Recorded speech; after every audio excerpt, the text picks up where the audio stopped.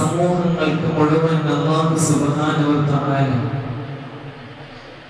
മിഅ്റാജിന്റെ പരിപാവനമായ രാവിൽ സമ്മാനമായി നൽകിയ 5 വക്ത് നമസ്കാരത്തിന് വളരെയധികം ഇസ്ലാമിൽ പ്രാതിനിധ്യമുണ്ട്, പ്രാധാന്യമുണ്ട്.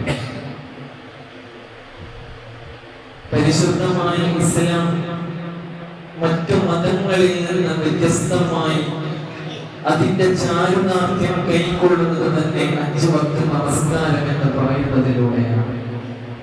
കാരണം ഇന്നദ്ദീന ഇൻദല്ലാഹിൽ ഇസ്ലാം, മതങ്ങൾ ഒരുപാടുണ്ടെങ്കിലും അല്ലാഹുവിന്റെ അടുക്കൽ സ്വീകാര്യമായ മതം, അംഗീകരിക്കപ്പെടുന്ന മതം അത് നമ്മുടെ പരിശുദ്ധമായ ഇസ്ലാം മാത്രമാണ്.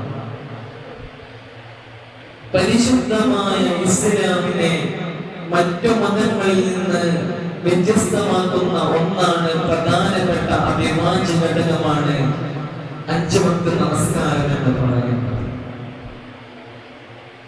പ്രഭാതം മുതൽ പ്രദോഷത്തിൽ മനുഷ്യൻ തിരക്കുകളിലും അതുപോലെ വ്യത്യസ്ത ചടങ്ങുകളിലും എന്ത് അനുബന്ധ സംബന്ധമായ കാര്യങ്ങളാണെങ്കിലും അവന് ഒരിക്കലും മായ്ച്ചു കളയാനോ ഒഴിവാക്കി കളയാനോ പാടില്ലാത്ത ഒന്നാണ് 5 വക്ത് നമസ്കാരം. മറ്റു മതങ്ങൾക്കിടയിൽ നിന്ന് നമ്മെ വേർതിരിക്കുന്ന ഒന്ന് അത് പരിശുദ്ധമായ നമസ്കാരം തന്നെയാണ്. പലപ്പോഴും വിശ്വാസികൾക്കിടയിൽ ഒരു ഹേതുവായി മാറുന്ന ഒന്നാണ് നമസ്കാരത്തിൽ ഭയഭക്തി ഞങ്ങൾക്ക് ലഭിക്കുന്നില്ല എന്നുള്ള വേവല.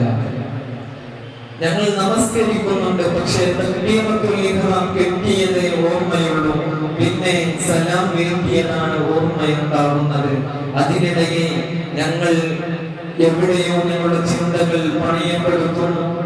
പല ജാതി ചിന്തകൾ, പല ജാതി വ്യാകുലതകൾ, പല ജാതി പ്രശ്ന പരിഹാരങ്ങൾ എല്ലാം ഓർമ്മ വരുന്ന സന്ദർഭമായി നമ്മുടെ നമസ്കാരങ്ങൾ മാറുന്നു എന്ന് പുതിയ ഒരു തലമുറയിൽ ഇഖ്ലാസിന്റെയും ഈമാനിന്റെ കടികകളും നഷ്ടപ്പെടുന്ന ഒരു യുവജനതയിൽ പ്രത്യക്ഷപ്പെട്ടുകൊണ്ടിരിക്കുകയാണ്. അത് വളരെയധികം ഗൗരവപ്പെട്ട കാര്യമാണ്. നമ്മളൊക്കെ മനസ്സിലാക്കേണ്ടത്, നമ്മൾ നമ്മോട് തന്നെ ചോദിക്കുന്നു, ഇന്ന് നമ്മൾ നമസ്കരിച്ച സുബ്ഹി നമസ്കാരത്തിൽ ഞാൻ ഓതിയ സൂറത്ത് പോലും എനിക്ക് ഓർമ്മയുണ്ടോ എന്ന് നമ്മൾ ആത്മവിചിന്തനം നടത്തുകയാണ്. പലപ്പോഴും നമ്മളൊക്കെ തക്ബീറത്തുൽ ഇഹ്റാം കെട്ടി കേവലം ഫാത്തിഹ പോലും നമ്മൾ അത് ആ അക്ഷരങ്ങൾ വരികൾക്കിടയിലൂടെ നമ്മുടെ ശ്രദ്ധ പതിയാതെ കേവലം ഒരു ചടങ്ങായി മാറും. അതുകൊണ്ട് എന്താണ് ഫലം എന്ന് നമ്മൾ ചിന്തിച്ചു നോക്കേണ്ടതുണ്ട്. പരിശുദ്ധമായ ഇസ്ലാമിൽ വളരെ പഞ്ചസ്തംഭങ്ങളിൽ 2ാമതായി എണ്ണിയതാണ് അല്ലാഹുവിന്റെ വിശുദ്ധമായ നമസ്കാരം എന്ന് പറയുന്നത്. നമുക്കറിയാം, പരിശുദ്ധമായ നമസ്കാരത്തെ നമ്മൾ പരിശോധിച്ചു നോക്കുമ്പോൾ തക്ബീറത്തുൽ ഇഹ്റാം കെട്ടുമ്പോൾ തന്നെ നമുക്കിടയിൽ എന്തുകൊണ്ടാണ് നമസ്കാരത്തെ നമ്മൾ അങ്ങനെ വിലയിരുത്തുന്നത്? നിസ്കാരത്തിൽ നമ്മൾ തക്ബീറത്തുൽ ഇഹ്റാം കെട്ടുമ്പോൾ തന്നെ അല്ലാഹു അക്ബർ എന്നാണ് പറയുന്നത്. അല്ലാഹു അക്ബർ എന്ന് പറയുമ്പോൾ നമ്മുടെ ആ ഹൃദയത്തിൽ അന്നേ വരെ രൂപം കൊണ്ട എല്ലാ കിബറുകളും നമ്മിൽ നിന്ന് ഒഴിവാക്കണമെന്നാണ് പണ്ഡിതന്മാർ അതിനെ വിലയിരുത്തുന്നു. അല്ലാഹു അല്ലാതെ ഇവിടെ വേറൊരു അധിപനോ രാജാവോ പ്രമാണിയോ പ്രമാദിത്യമോ ഇല്ല എന്നുള്ള സത്വചിന്തയാണ് നമ്മുടെ ഹൃദയാന്തരങ്ങളിലേക്ക് കടന്നു വരേണ്ടത്. അല്ലാഹു അക്ബർ. ദിനേന എത്ര തവണയാണ് നമ്മൾ നമസ്കാരങ്ങളിലൂടെ അല്ലാഹു അക്ബർ എന്ന് ആരംഭിക്കുന്നത്? അതിന്റെ ഏറ്റവും വലിയ സൈക്കോളജിക്കൽ മൂവ്മെന്റ് അത് തന്നെയാണ്. നമ്മളാണ് വലുത് എന്ന് ചിന്തിക്കുന്ന കാലഘട്ടത്തിൽ ഇരു കണ്ണടഞ്ഞു പോയാൽ ഈ ലോകത്ത് മനുഷ്യന്റെ പേര് മാറി മയ്യിത്ത് എന്ന് നാമകരണം ചാർത്തും. പുറത്തേക്ക് വിട്ട ശ്വാസം അത് അകത്തേക്ക് വലിക്കാൻ കഴിഞ്ഞിട്ടില്ലെങ്കിൽ മനുഷ്യ മനുഷ്യ, നീയാണ് ഈ ലോകത്തിലെ ഏറ്റവും വലിയ ഹിതഭാഗ്യമെന്ന് നമ്മൾ മനസ്സിലാക്കാനുള്ള അല്ലാഹു നമുക്ക് നൽകിയ ഏറ്റവും വലിയ അഭിവാജ്യ ഘടകമായ നിസ്കാരത്തിലെ തക്ബീറത്തുൽ ഇഹ്റാം അല്ലാഹുവാണ്. അവനപ്പുറം വേറെ കാണുന്നില്ല എന്ന ചിന്തയാണ്. ഇനി നോക്കൂ നിങ്ങൾ, നമ്മുടെ റുകൂഇൽ സുജൂദിൽ നമ്മൾ നമ്മുടെ ശരീരത്തെ കീഴ്പ്പെടുകയാണ്. റുകൂഇലാവുമ്പോഴും സുജൂദിലാവുമ്പോഴും നമ്മുടെ ശരീരങ്ങൾ വേറൊരു സൃഷ്ടിയുടെ മുന്നിൽ, വേറൊരു മനുഷ്യന്റെ പിറകിലായി നമ്മൾ താഴ്ത്തി കൊടുക്കുകയാണ്. ഇതും താഴ്മയെയാണ് അറിയിക്കുന്നത്. നമ്മൾ ഒരിക്കലും ഇവിടെ അഹങ്കരിക്കേണ്ടവരല്ല. ഏത് ഔന്നിത്യത്തിലേക്ക് കടന്നു പോയാലും, എത്ര സമ്പത്തിന്റെ ശതകോടീശ്വരന്മാരുടെ പട്ടികയിൽ കയറിക്കൂടിയാലും, എത്ര വലിയ സ്ഥാനമാനങ്ങൾ അലങ്കരിച്ചാലും മറ്റൊരു മനുഷ്യനും ഞാൻ തുല്യനാണ് എന്ന് പരിശുദ്ധമായ ഇസ്ലാം നമ്മോട് പഠിപ്പിക്കുകയാണ്. ഓരോ റക്അത്തിലും ഓരോ സുജൂദ് എന്നൊക്കെ പറയുമ്പോൾ മനുഷ്യന്റെ ഏറ്റവും വലിയ അഹങ്കാരമായി ഭേദമായി കൊണ്ട് നടക്കുന്നതാണ് അവന്റെ മുഖം, ഫേസ് എന്ന് പറയുന്നത്. ആ മുഖത്തെ പോലും ആ മനുഷ്യൻ മണ്ണിൽ വെക്കുകയാണ്. അനവധി ഇതര ജന്തുമൃഗങ്ങൾ നടന്നു പോകുന്ന, ഒന്നിനും വിലയില്ലാത്ത ആ പച്ച മണ്ണിൽ അവന്റെ മനുഷ്യന്റെ ശരീരം, അവന്റെ ഏറ്റവും വലിയ മൂല്യവത്തായ ഭാഗമാണ് അവന്റെ മുഖം എന്ന് പറയുന്നത്. അതുകൊണ്ടാണ് നമ്മൾ അടി വരുമ്പോൾ ആദ്യം തടുക്കുന്നത് മുഖമായിരിക്കും. കാരണം മുഖം നഷ്ടപ്പെട്ടാൽ അവന്റെ ഐഡന്റിറ്റിയാണ് നഷ്ടപ്പെടുന്നത്. ഏത് അവയവങ്ങൾ നഷ്ടപ്പെട്ടാലും അത് മുഖത്തോട് തുല്യമാവുകയില്ല. കാരണം ഒരു മനുഷ്യന്റെ മുഖം നോക്കിയാണ് അവനെ മനസ്സിലാക്കുന്നത്, അവനെ തിരിച്ചറിയുന്നത്, അവന്റെ മാന്യത കൽപ്പിക്കുന്നത് മുഖമാണ്. അതുകൊണ്ടാണ് പലപ്പോഴും അടി വരുമ്പോഴാണെങ്കിൽ നമ്മൾ ആദ്യം കൈകൊണ്ട് പ്രതിരോധിക്കുക മുഖത്തിന്റെ ഭാഗമായിരിക്കും. ആ മനോഹരമായ മുഖത്തെ പോലും നമ്മൾ സുജൂദിനായി അല്ലാഹുവിന്റെ മുന്നിൽ വെക്കുമ്പോൾ നമ്മൾ മനസ്സിലാക്കേണ്ടത്, ഞാൻ വളരെ ബലഹീനനാണ്, അല്ലാഹുവിന്റെ മുന്നിൽ ഞാൻ നിസ്സാരനാണ്. ഇവിടെ മഹാനായ എപിജെ അബ്ദുൽ കലാം അദ്ദേഹത്തോട് മാധ്യമപ്രവർത്തകർ ചോദിക്കുന്നു. എപിജെ അബ്ദുൽ കലാം രാഷ്ട്രപതി അദ്ദേഹത്തോട് ചോദിക്കുന്നുണ്ട്, എന്താണ് പരിശുദ്ധമായ ഇസ്ലാമിൽ താങ്കളെ ഇത്രത്തോളം അത്ഭുതപ്പെടുത്തിയ ഒരു കാര്യം എന്താണെന്ന് ഡോക്ടർ എപിജെ അബ്ദുൽ കലാമിനോട് ചോദിക്കുമ്പോൾ അദ്ദേഹം പറയുന്ന വളരെ മൂല്യവത്തായ മറുപടിയുണ്ട്. അദ്ദേഹം പറയുന്നത് ഇങ്ങനെയാണ്: ഞാൻ ഒരുപാട് പള്ളികളിലും അതുപോലെ ഈദ്ഗാഹ് പോലെയുള്ള സ്ഥലങ്ങളിലും ഞാൻ നിസ്കരിക്കാൻ കയറാറുണ്ട്. മറ്റു മതസ്ഥരുടെ ചടങ്ങുകളിലും ഞാൻ പങ്കെടുക്കാറുണ്ട്, ശരിയാണ്. പക്ഷേ ഇസ്ലാമിനെ മറ്റു മതങ്ങളിൽ നിന്ന് മാറ്റി നിർത്തുന്ന ഒരു വലിയ കാര്യമായി എനിക്ക് തോന്നിയത്, ഒരു പക്ഷേ ഞാൻ രാഷ്ട്രപതിയാണ്, അല്ലെങ്കിൽ ഞാൻ വളരെ സയൻസ് ലോകത്തിന് സംഭാവന നൽകിയ, വളരെ ലോകത്ത് ആദരിക്കപ്പെടുന്നവരും അംഗീകരിക്കപ്പെടുന്നവരുമാണ്, ശരിയാണ്. പക്ഷെ ഞാൻ പള്ളിയിൽ കയറുമ്പോൾ പലപ്പോഴും ഞാൻ എന്റെ നെറ്റിക്കണം വെക്കാറുള്ളത് മുന്നിലുള്ള എന്റെ ഡ്രൈവറുടെ കാൽച്ചുവട്ടിന്റെ കീഴിലായിരിക്കും. ഇത്രത്തോളം മാനവികത പറഞ്ഞു കൊടുക്കുന്ന, മനുഷ്യത്വം പറഞ്ഞു കൊടുക്കുന്ന മറ്റൊരു സൈദ്ധാന്തിക ഫലവും ലോകത്ത് മറ്റൊരു ദാർശനിക മതങ്ങളിലും ഞാൻ ദർശിച്ചിട്ടില്ല എന്ന് ഡോക്ടർ എപിജെ അബ്ദുൽ കലാം പറയുകയാണ്. ഞാൻ പറഞ്ഞു വന്നത്, ഓരോ പരിശുദ്ധമായ നിസ്കാരത്തിന്റെ ഓരോ വട്ടങ്ങളിൽ നമുക്ക് ദൃഷ്ടാന്തമുണ്ട്. പക്ഷേ നമ്മുടെ പ്രശ്നം എന്ന് പറയുന്നത്, അതിൽ നമുക്ക് ഇഖ്ലാസ് കടന്നു വരുന്നില്ല എന്നുള്ളതാണ്.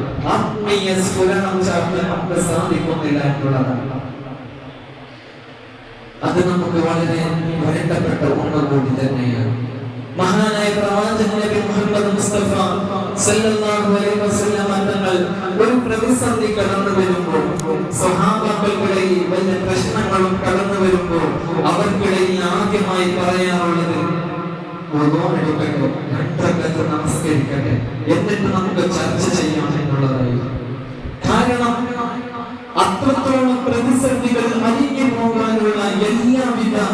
സ്വരയും പരിശുദ്ധമായ നിസ്കാരത്തിൽ ഉണ്ടായിരുന്നു എന്നുള്ളതാണ്. മാത്രമല്ല, നിങ്ങളൊന്ന് നോക്കൂ, എന്തെങ്കിലും പ്രശ്നങ്ങൾ വരികയാണ്, ഇസ്ലാമിന്റെ ഭാഗത്ത് ശത്രുക്കൾ കടന്നാക്രമണം നടത്താനിരിക്കുകയാണ് നബിയെ എന്ന് പറഞ്ഞാൽ പോലും നബി തങ്ങൾ ആദ്യം ചെയ്യാറുള്ളത് വാളെടുത്ത് പ്രജകളെ പ്രേരിപ്പിക്കലല്ല, അവരോട് പ്രതിരോധിക്കണമെന്നല്ല, മറിച്ച് ബിലാലെ വാക്കുകൊടുക്ക്, ബിലാലെ രണ്ടരക്കത്ത് നമസ്കരിച്ചതിന് ശേഷം നമുക്ക് കൂടിയാലോചന നടത്തേണ്ടത്.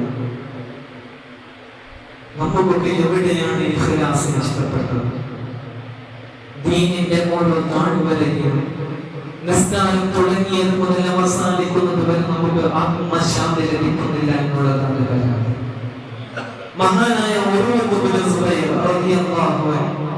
സ്വഹാബികളിൽ പ്രമുഖനായ വ്യക്തിയാണ് ഉർവത്ത് ഇബ്നു സുബൈർ. മഹാന് ഒരിക്കൽ വളരെ ഒരു അംഗം മുറിച്ചു കളയേണ്ട രോഗമുണ്ടായി.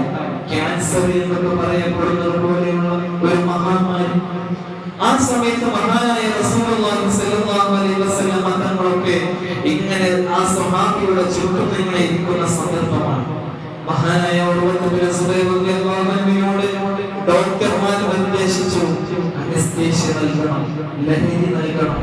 ലഹരി നൽകിയ ശേഷം മാത്രമേ മുറിക്കാൻ പാടുള്ളൂ, അല്ലെങ്കിൽ താങ്കളുടെ മരണത്തിന് തന്നെ ഈ ഒരു അംഗവിച്ഛേദനത്തിലൂടെ, അവയവ വിച്ഛേദനത്തിലൂടെ കാരണമാകുമെന്ന് പറഞ്ഞപ്പോൾ മഹാനായ ഉർവത്ത് ഇബ്നു സുബൈർ റളിയല്ലാഹു അൻഹു പറഞ്ഞു, അവയവം മുറിക്കുന്നതിന്റെ പേരിൽ എന്റെ ശരീരത്തിൽ ലഹരി തൊടാൻ പാടില്ല, അനസ്തേഷ്യ നൽകാൻ പാടില്ല, മറിച്ച് എന്റെ ശരീരത്തിൽ നിങ്ങൾ അവയവം മുറിക്കുകയാണെങ്കിൽ ഞാൻ വുളു എടുത്തു വരാം, ഞാൻ നമസ്കരിക്കും, നമസ്കരിക്കുന്നതിന്റെ ഇടയിൽ നിങ്ങൾ എന്റെ ആ അവയവം മുറിച്ചാൽ മതി, അതിനുശേഷം നിങ്ങൾ അനസ്തേഷ്യ ഒന്നും നൽകരുത് എന്ന് പറഞ്ഞ് ആ മഹാൻ ഉർവത്ത് ഇബ്നു സുബൈർ റളിയല്ലാഹു അൻഹു ആ നിസ്കരിക്കുന്നതിന്റെ ഇടയിലാണ് ആ രോഗം ബാധിച്ച ആ ഭാഗം മുറിച്ചു കളഞ്ഞത് എന്ന്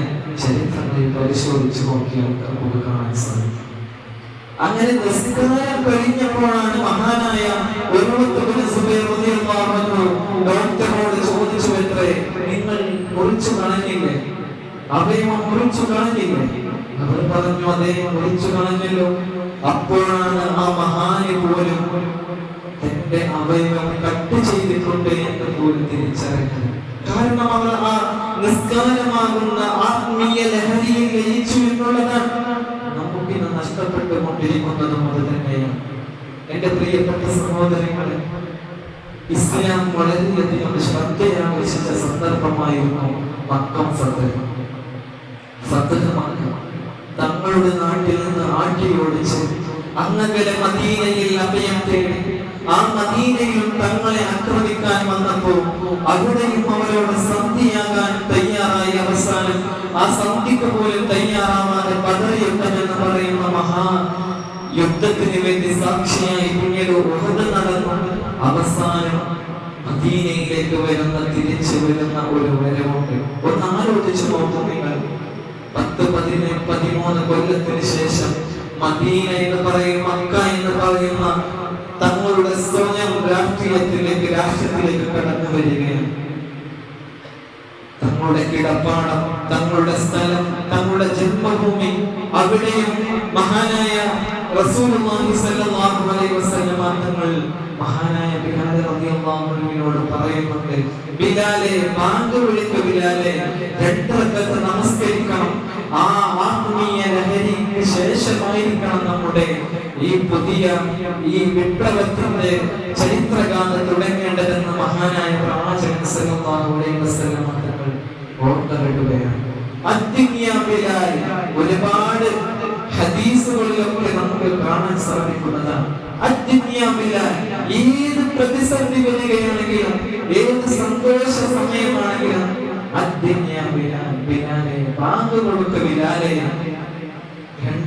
നമസ്കരിച്ചതിന് ശേഷമായിരിക്കണം നമ്മൾ പുതിയ ഒരു സന്ദർഭത്തിലേക്ക് തുടങ്ങുന്നത്. തങ്ങളെ സംബന്ധിച്ചിടത്തോളം നബി തങ്ങൾ വലിയ ആരാധന ചെയ്തിട്ടില്ലെങ്കിലും നബി തങ്ങൾ പാപങ്ങൾ മുഴുവൻ പൊറുക്കപ്പെട്ടവരാണ്. പക്ഷെ ആ പ്രവാചകൻ പോലും രാത്രി സമയങ്ങളെ എത്ര രാത്രികളെയാണ് പകലാക്കി മാറ്റിയത് എന്നിട്ട് ചരിത്രം പറയുന്നുണ്ട്. കാലിൽ നിന്ന് നമസ്കരിച്ച് കാലിൽ നീര് കെട്ടുന്നത് വരെ പ്രവാചകൻ നിന്ന് നമസ്കരിച്ചു എന്നുള്ളതാണ്. നമുക്കൊന്നും ആ പേര് പറയാൻ പോലും മറന്നുപോയുണ്ടോ പ്രിയപ്പെട്ടത്? അവിടെയാണ് പ്രവാചകൻ സല്ലല്ലാഹു അലൈഹി വസല്ലം തങ്ങളോട് മഹദി ആയിഷ റളിയല്ലാഹു അൻഹ ചോദിക്കുന്ന ഒരു സന്ദർഭമുണ്ട്. യാ റസൂലല്ലാഹ്, അല്ലാഹുവിന്റെ തിരുദൂതരെ, താങ്കളുടെ മുഴുവൻ പാപങ്ങളും അത് ചെറിയ പാപങ്ങൾ സംഭവിക്കുകയാണെങ്കിലും തങ്ങൾ സംഭവിച്ചിട്ടില്ല, പക്ഷെ സംഭവിക്കുകയാണെങ്കിൽ പോലും അല്ലാഹു നിങ്ങൾക്ക് പുറത്തു തരുമല്ലോ പ്രവാചകരെ, പിന്നെ എന്തിനാണ് താങ്കൾ ഇങ്ങനെ പ്രയാസപ്പെടുന്നത് എന്ന് ചോദിച്ചപ്പോ അഫലാ അകൂന അബ്ദൻ ശകൂറ, ആയിഷ ഞാൻ അല്ലാഹുവിനെ ഏറ്റവും കൂടുതൽ നന്മ ചെയ്യുന്ന ഒരു മനുഷ്യനാകേണ്ടത്, എന്നെ സൃഷ്ടിച്ചു വെച്ച അല്ലാഹുവിന് വേണ്ടി എത്രത്തോളം അനുഗ്രഹങ്ങൾ എനിക്ക് ചെയ്തതെന്ന് അല്ലാഹുവിന് ഞാൻ നന്ദി ചെയ്യേണ്ടയോ ആയിഷ എന്ന് മഹാനായ പ്രവാചകൻ സല്ലല്ലാഹു അലൈഹി വസല്ലം ആ നീര് കെട്ടിയ കാലോട് കൂടി ചോദിക്കുന്ന ഒരു വളരെ ഇസ്ലാമിന്റെ ചരിത്രത്തിൽ തന്നെ ഏറ്റവും വലിയ ഒരു സൈദ്ധാന്തിക സന്ദർഭമായി ഹദീസ് പണ്ഡിതന്മാർ വിലയിരുത്തുന്ന ഒരു സന്ദർഭമുണ്ട്. എന്റെ പ്രിയപ്പെട്ട സഹോദരങ്ങളെ, അതുകൊണ്ട് നമസ്കാരം എന്ന് പറയുന്ന ആ 5 വക്ത നമസ്കാരത്തിന് വളരെയധികം പ്രാധാന്യമുണ്ട് എന്നാണ് നമ്മൾ ഇതിൽ നോക്കി മനസ്സിലാക്കേണ്ടത്.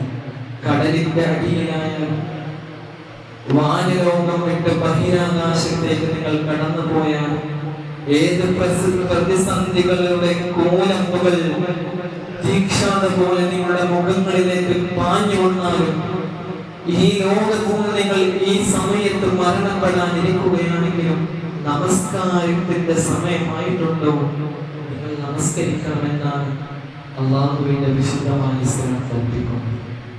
പക്ഷെ അത് എങ്ങനെ ഖുശൂഅോടുകൂടി നമ്മൾ നമസ്കരിക്കുമ്പോഴാണ് അതിന്റെ പരിപൂർണ്ണ ഫലം ലഭ്യമാവുന്നത്.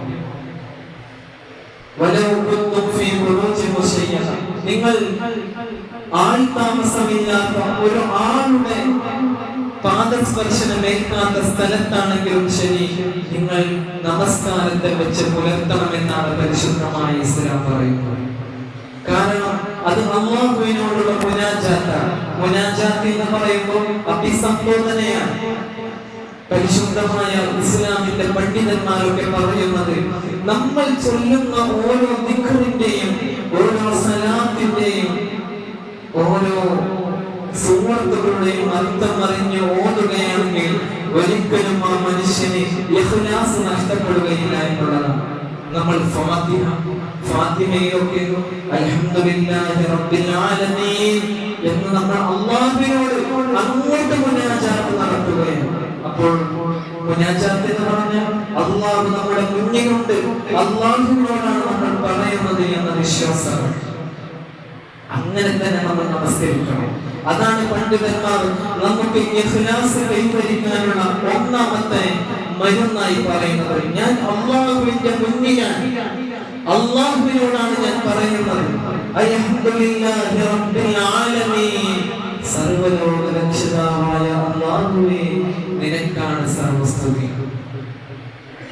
അങ്ങനെ പറയുമ്പോൾ അല്ലാഹു നമ്മോട് പറയുന്ന ഒരു വചനമുണ്ട്, ഹമിദനി അബ്ദി, എന്റെ അടിമ എന്നെ സ്തുതിച്ചിരിക്കും. നമ്മൾ ഓരോ ഫാത്തിഹയിലും അൽഹംദുലില്ലാഹി റബ്ബിൽ ആലമീൻ എന്ന് പറയുമ്പോൾ അല്ലാഹു നമ്മോട് പറയുന്നുണ്ട്, ഹമിദനി അബ്ദി, എന്റെ അടിമ എന്നെ സ്തുതിച്ചിരിക്കും. രണ്ടാമത് നമ്മൾ പറയുന്നത് അർ-റഹ്മാനിർ റഹീം, ഈ ലോകത്ത് വഴിപ്പെട്ടവർക്കും വഴിപ്പെടാത്തവർക്കും വളരെ മനോഹരമായി അവരുടെ ഭക്ഷണവും റിസ്ക്കും അല്ലാഹു അവർക്കുള്ള ജീവിത ലൈഫിൽ ഇൻഷുറൻസ് ആയി അല്ലാഹു നൽകും. അർ-റഹീം, ഈ ലോകത്തെ വഴിപ്പെട്ടവർക്ക് അല്ലാഹു വളരെ മനോഹരമായി ആ സ്വർഗ്ഗീയ ലോകം എന്ന് പറയുന്ന ആ മഹത്തായ ഫലത്തെ റിസൾട്ടായി, പരീക്ഷയുടെ ഈ ദുനിയാവിന്റെ പരീക്ഷയുടെ റിസൾട്ടായി വിജയിച്ചവർക്ക് നാളെ പരലോകത്ത് നൽകും. ഇങ്ങനെ അർ-റഹ്മാനുർ റഹീം എന്ന് നമ്മൾ നിസ്കാരത്തിൽ പറയുമ്പോൾ അല്ലാഹു നമ്മോട് പറയുന്നുണ്ട്, അസ്നാ അലയ്യ അബ്ദി, എന്റെ അടിമ എന്നെ പുകഴ്ത്തിയിരിക്കുന്നു, എന്റെ അടിമ എന്നെ പുകഴ്ത്തിക്കൊണ്ടിരിക്കുന്നു എന്ന് അല്ലാഹു നമ്മോട് പറയുന്നുണ്ട്. ഇങ്ങനെ ഓരോ ഫാത്തിഹയിലെ ഓരോ ആയത്തുകൾക്കും അല്ലാഹു നമുക്ക് ജവാബ് നൽകുന്നുണ്ട്. ഓരോ സൂറത്തുകളിലുള്ള ഓരോ ആയത്തുകൾക്കും അല്ലാഹു നമുക്ക് ജവാബ് നൽകുന്നുണ്ട്. അതുകൊണ്ട് നമ്മൾ പരലോകത്ത് നമ്മോട് ആദ്യമായി ചോദിക്കപ്പെടുന്നതും ഈ 5 വക്ത് നമസ്കാരത്തെ കുറിച്ചാണ്. അതുകൊണ്ട് 5 വക്ത് നമസ്കാരം നമ്മൾ ജീവിതത്തിൽ മുഴുവൻ ശ്രദ്ധിക്കേണ്ട കാര്യമാണ്. വളരെ പ്രധാനമായി നമ്മൾ ജമാഅത്തായിട്ട് തന്നെ നമസ്കരിക്കാൻ ശ്രദ്ധിക്കണം. പ്രിയപ്പെട്ടവരെ, നമുക്കറിയാം, പലപ്പോഴും നമ്മളൊക്കെ മനസ്സിലാക്കാറുള്ള മഹാനായ ടിപ്പു സുൽത്താൻ ഫത്തഹ് അലി ഖാൻ എന്നാണ് അദ്ദേഹത്തിന്റെ യഥാർത്ഥ പേര്. അദ്ദേഹം ശ്രീരംഗപട്ടണത്തിൽ, മൈസൂരിലെ ശ്രീരംഗപട്ടണത്തിൽ അദ്ദേഹത്തിൻ്റെതായ ഒരു സാമ്രാജ്യം ഉണ്ടായിരുന്നു. ശ്രീരംഗപട്ടണത്തിൽ അവിടെ ഇന്നും അദ്ദേഹം നിർമ്മിച്ച ഒരു പള്ളിയുണ്ട്. ആ പള്ളി ഇന്ന് ദൗർഭാഗ്യവശാൽ ഇപ്പോൾ പൂട്ടിക്കിടക്കുകയാണ്. അദ്ദേഹം എത്രത്തോളം സൂഫിയാണ് എന്നതിന് തെളിവാണ് ഞാൻ പറഞ്ഞു വരുന്നത്. അദ്ദേഹം പള്ളിയുണ്ടാക്കി. ആ പള്ളി നിർമ്മാണം കഴിഞ്ഞപ്പോൾ അദ്ദേഹം പറഞ്ഞു, ഈ പള്ളിയുടെ ഉദ്ഘാടനം നിർവഹിക്കേണ്ടത് പ്രായപൂർത്തിയായത് മുതൽ ഇന്നേ വരെ ഒരു ജമാഅത്ത് നമസ്കാരവും ഒരു നിസ്കാരവും ആകാത്ത ആളായിരിക്കണം ഈ പള്ളിയുടെ ഉദ്ഘാടനം മിമ്പറിൽ കയറി നമസ്കരിക്കേണ്ടതെന്ന് ടിപ്പു സുൽത്താൻ എന്ന് പിന്നീട് വ്യാഖ്യാന പേരിൽ അറിയപ്പെട്ട ഫത്തഹ് അലി ഖാൻ മുസ്ലിം സമൂഹത്തിനോട് പറയുന്ന ഒരു സന്ദർഭമുണ്ട്. ആ സമയത്ത് ഫത്തഹ് അലി ഖാൻ ടിപ്പു സുൽത്താൻ എല്ലാ പണ്ഡിതന്മാരെയും വിളിച്ചു വരുത്തി. അവിടെ അറിയപ്പെട്ട, ആ നാട്ടിലെ അറിയപ്പെട്ട പല പണ്ഡിതന്മാരെയും വിളിച്ചു വരുത്തിയിട്ട് പറഞ്ഞു, ഞാനിതാ ഒരു പള്ളി നിർമ്മിച്ചിരിക്കുന്നു. ഈ പള്ളിയുടെ ഉദ്ഘാടനം നിർവഹിക്കേണ്ടത് പ്രായപൂർത്തിയായത് മുതൽ ഇന്നേ വരെ ഒരു നിസ്കാരവും ആകാത്തവരാണ്. ദൗർഭാഗ്യവശാൽ ആ കാലഘട്ടത്തിൽ ജീവിച്ചിരുന്ന ആ സമീപ പ്രദേശങ്ങളിലെ ഒരു പണ്ഡിതന്മാരും കയറി വരാൻ സന്നദ്ധരായില്ല. അവരുടെയൊക്കെ എങ്ങനെയോ നിസ്കാരം കലായിട്ടുണ്ട്. അവസാന മഹാനായ ഫത്തഹ് അലി ഖാൻ ടിപ്പു സുൽത്താൻ എന്ന് പിന്നീട് ഇവിടെ വർഗീയ വിഷം ചീറ്റുന്നവർ, അവർ വർഗ വ്യത്യാസമനുസരിച്ച് ഹൈന്ദവനാണെന്ന് വാദിക്കുന്ന ടിപ്പു സുൽത്താൻ തന്നെ അവസാനമായി പറഞ്ഞവത്രേ, നിങ്ങളിൽ ആർക്കും ഇതിന് തയ്യാറില്ലെങ്കിൽ ഈ പാവപ്പെട്ടവനായ ഫത്തഹ് അലി, എന്റെ പിതാവ് ഹൈദരലി പ്രായപൂർത്തിയായത് മുതൽ സമയമാകുമ്പോൾ ഞങ്ങൾ എവിടെ യുദ്ധത്തിന്റെ തിരക്കിലാണെങ്കിലും എന്റെ പിതാവ് എന്നെ കൈപിടിച്ച് നിസ്കാരം നിലനിർത്താൻ എന്റെ പിതാവ് എന്നോട് എന്റെ മുന്നിൽ ഇമാമ നിന്ന് ഞാൻ പിന്നിൽ മമ്മൂമായി നമസ്കരിക്കുമായിരുന്നു. അതുകൊണ്ട് നിങ്ങളിൽ ആർക്കും ഇതിന് തയ്യാറില്ലെങ്കിൽ പാവപ്പെട്ടവനായ ഞാൻ തന്നെ ഇമാമ നിന്ന് ഈ പള്ളിയുടെ ഉദ്ഘാടനം നിർവഹിക്കുകയാണ്. എന്റെ പ്രിയപ്പെട്ടവരെ, ആലോചിച്ചു നോക്കണം. ഇന്ത്യ സാമ്രാജ്യത്തിന് വേണ്ടി രാപ്പകൽ ഭേദമന്യേ സന്ധിയില്ല സമരം ചെയ്യാൻ, ബ്രിട്ടീഷുകാർക്കെതിരെ സന്ധിയില്ല സമരം ചെയ്ത് ആ തിരക്കുകൾക്കിടയിലും 5 വക്ത് നമസ്കാരത്തെ സംരക്ഷിക്കാൻ ഫത്തഹ് അലി ഖാൻ എന്ന് പറയുന്ന ടിപ്പു സുൽത്താൻ കാണിച്ച ജാഗ്രത, അതാണ് പരിശുദ്ധമായ ഇസ്ലാമിന്റെ ഏറ്റവും വലിയ 5 പഞ്ചസ്തംഭങ്ങളിൽ വളരെ മൂല്യമത്തായ ഒന്നാണ് 5 വക്ത് നമസ്കാരം എന്ന് മനസ്സിലാക്കിക്കൊണ്ട് തന്നെയാണ്. അതുകൊണ്ട് പണ്ഡിതന്മാർ പറയുന്ന പ്രധാന നിർദ്ദേശങ്ങളുണ്ട്. അതിൽ ഒന്ന്, ഞാൻ അല്ലാഹുവിന്റെ മുന്നിലാണ് നിൽക്കുന്നത് എന്ന് നമ്മൾ മനസ്സിൽ കരുതുക. നിസ്കാരത്തിൽ ഖുശൂഅ് വരാനുള്ള കാര്യങ്ങളാണ് പറയുന്നത്. രണ്ടാമത് പറയുന്നത് ദിക്റുകൾ, ഒരുപാട് ദിക്റുകൾ ചൊല്ലുന്നുണ്ട്, സ്വലാത്തുകൾ ചൊല്ലുന്നുണ്ട്. അതുപോലെ ചെറിയ ചെറിയ സൂറത്തുകളാണ് നമ്മൾ പലപ്പോഴും പാരായണം ചെയ്യാറുള്ളത്. ഇതിന്റെ അർത്ഥം അറിഞ്ഞ് നമ്മൾ പാരായണം ചെയ്യുമ്പോൾ അത് നമ്മുടെ ഹൃദയത്തിലേക്ക് കൊണ്ടുവരിക. മൂന്നാമതായി പണ്ഡിതന്മാർ പറയുന്നത്, നമ്മൾ സാവധാനം നിസ്കാരം നിർവഹിക്കുക, റുക്നുകളൊക്കെ സാവധാനം ചെയ്യും. പിന്നീട് പറയുന്നത്, ഇത് എന്റെ അവസാനത്തെ നമസ്കാരമായിരിക്കും. എന്നുള്ള ചിന്ത നമ്മുടെ ഹൃദയത്തിലേക്ക് കൊണ്ടുവരിക. ഒരു പക്ഷേ ഈ സലാം കിട്ടിയാൽ എനിക്കൊരു നിസ്കാരം നിലനിർത്താനുള്ള ഭാഗ്യം ഉണ്ടാവുകയില്ല എന്നുള്ള ചിന്ത നമ്മുടെ കൽബിലേക്ക് കൊണ്ടുവരിക എന്നുള്ളതാണ്. സാവധാനത്തോട് ദിക്റുകൾ ചൊല്ലി ഔറാദുകൾ ചൊല്ലി തുമഅനീനത്തൊക്കെ നമ്മുടെ ഒരു ഫർദിൽ പെട്ടതാണ്. നമ്മൾ അത് അങ്ങനെ തന്നെ ചെയ്യണം. ഫർദ് നമസ്കാരത്തിന്റെ ഫർദിന്റെ ഒരു പ്രധാന ഘടകമായി നമ്മുടെ മദ്ഹബിലുള്ളത് തുമഅനീനത്താണ്, അടക്കം, ഒതുക്കം. വെറുതെ കാണിക്കാൻ പാടില്ല. അതാണ് മഹാനായ ഗസാലി റഹ്മത്തുള്ളാഹി അലൈഹി പറഞ്ഞത്. അവൻ ആരോടാണ് സംസാരിക്കുന്നത് ആ ആളെ അവൻ മനസ്സിലിരുത്തി നിർവഹിക്കുമ്പോൾ പരിശുദ്ധമായ ഈ നമസ്കാരത്തിന് അതിന്റെ ഖുശൂ ലഭിക്കുമെന്ന് മഹാനായ ഗസാലി റഹ്മത്തുള്ളാഹി അലൈഹി ഇഹ്യാ ഉലൂമുദ്ദീൻ എന്ന് പറയുന്ന വിശ്വപ്രസിദ്ധമായ ഗ്രന്ഥത്തിൽ കുറിച്ചു വെക്കുന്നുണ്ട്.